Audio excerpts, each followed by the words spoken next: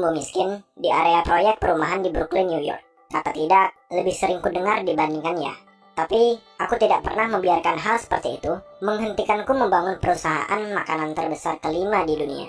Sekarang, aku berada di urutan ke-232 orang terkaya di Amerika dengan pendapatan bersih senilai 2,9 miliar dolar Amerika. Aku lahir 19 Juli 1953 di keluarga yang pas-pasan. Keuangan kami tidak begitu baik dengan ibuku bekerja sebagai resepsionis dan ayahku yang seorang veteran Perang Dunia Kedua bekerja sebagai supir pengantar popok. Mereka tidak memiliki ijazah sarjana, tapi mereka bekerja keras untuk keluarga dan mereka mencintai pekerjaannya. Aku tidak tahu apakah mereka pernah menikmati hidup mereka. Ketika pergelangan kaki ayahku patah saat bekerja, itu membuat kami jatuh miskin. Dengan sedikit uang di kantong, biaya pengobatan yang harus dibayar, kami berusaha hidup dari hari ke hari. Sulit melihat orang yang suka bekerja bergumul untuk bertahan hidup. Aku berjanji pada diriku sendiri, itu tidak akan terjadi lagi pada siapapun. Kebanyakan orang mulai bekerja di usia 18 tahun. Pekerjaanku dimulai di usia 12 tahun. Aku menjual koran dan bekerja di kafe lokal. Kurasa kalian bisa bilang masa kecilku bukan masa kecil anak-anak biasa, kecuali untuk berolahraga. Aku bukan murid yang selalu mendapatkan nilai A atau yang diprediksi akan sukses. Tapi aku jago di olahraga football Amerika. Itu merupakan caraku untuk lari sejenak dari duniaku dan menikmati sesuatu yang kukuasai. Aku bekerja keras dan mendapatkan beasiswa olahraga ke Universitas Northern Michigan, di mana aku menjadi yang pertama di keluarga yang kuliah. Aku tahu aku tidak akan menjadi pemain football profesional, tapi aku juga tahu aku ingin kuliah. Aku bekerja keras untuk itu dan menjadi yang pertama lulus sarjana di keluargaku. Aku bekerja di bidang apa saja dan selalu bertekad untuk sukses dalam pekerjaanku. Di usia 26 tahun, aku menjabat wakil presiden divisi penjualan pada sebuah perusahaan peralatan rumah tangga Swedia. Bukan IKEA, jika itu yang kalian pikirkan. Beberapa orang berpikir, hal ini sudah bisa dibilang sukses. Maksudku, wakil presiden bukanlah pekerjaan yang mudah di usia tersebut. Tapi tidak bagiku. Aku tidak bahagia, senang, ataupun merasa puas. Sampai aku mengunjungi toko yang menempatkan pesanan jumlah besar untuk salah satu produk kami, alat penyeduh kopi. Saat itu, kedua pemiliknya menjual biji kopi, teh, dan rempah-rempah, juga aksesoris pembuat kopi. Aku merasakan semangat dan kecintaan mereka untuk sesuatu yang sederhana seperti kopi. Kopi, percayakah kalian? Tolong diingat, itu di tahun 1981, di mana kopi adalah minuman cepat saji yang biasa diminum di hari kerja. Aku tahu, disinilah aku ingin berada. Aku jatuh cinta dengan apa yang mereka ciptakan dan kecintaan mereka terhadap sesuatu yang dipandang sebelah mata.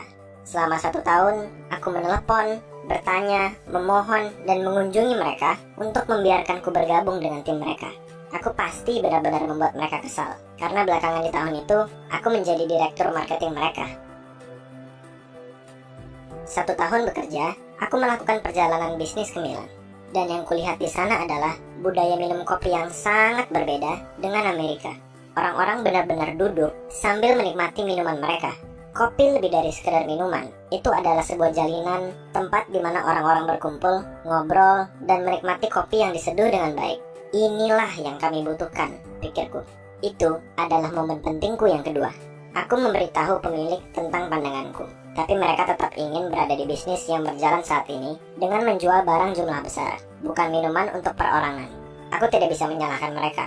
Orang Amerika pada zaman itu bahkan tidak tahu apa itu latte. Kuputuskan untuk menciptakan kedai kopiku sendiri.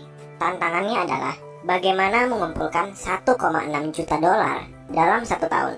Aku berbicara dengan 242 orang dan 217 orang berkata tidak. Artinya 90% mengatakan tidak.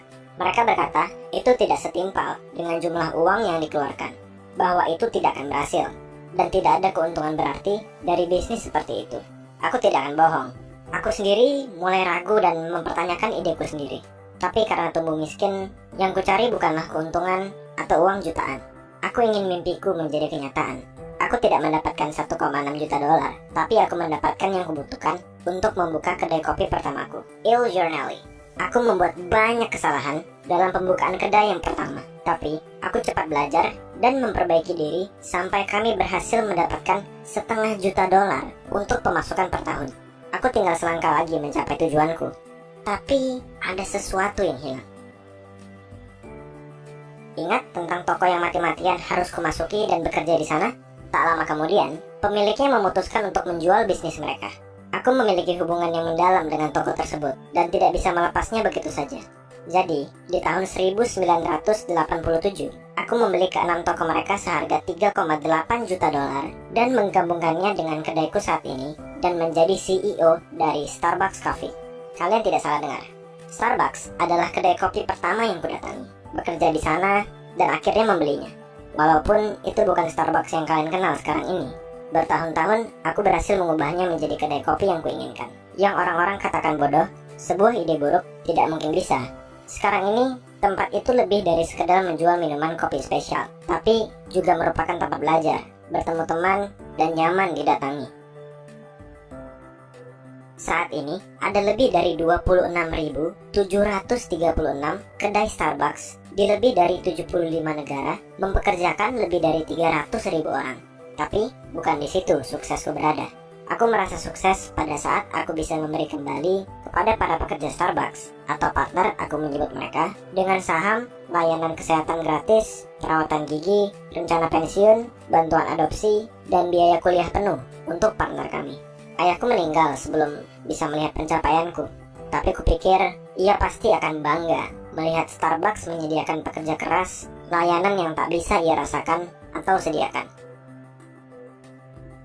Aku bukan pendiri perusahaan Starbucks Coffee yang asli, tapi aku memiliki tujuan membangun jalinan antara orang dan kopi, dan aku membuat Starbucks menjadi yang kalian kenal saat ini. Terlebih lagi, mimpiku mendirikan sebuah perusahaan di mana ayahku dulu tidak bisa bekerja di sana. Perusahaan yang memperlakukan pekerja mereka sebagaimana ayahku dan keluargaku ingin diperlakukan. Ini bukan tentang uangnya, keuntungannya, atau kemungkinan kekayaannya. Ini mengenai orang-orang yang bisa kubantu. Itulah suksesku. Itulah pencapaian terbesarku. Namaku Howard Schultz, dan aku adalah kain usang di antara si kaya yang membangun Starbucks Coffee Company menjadi salah satu brand yang diakui di dunia.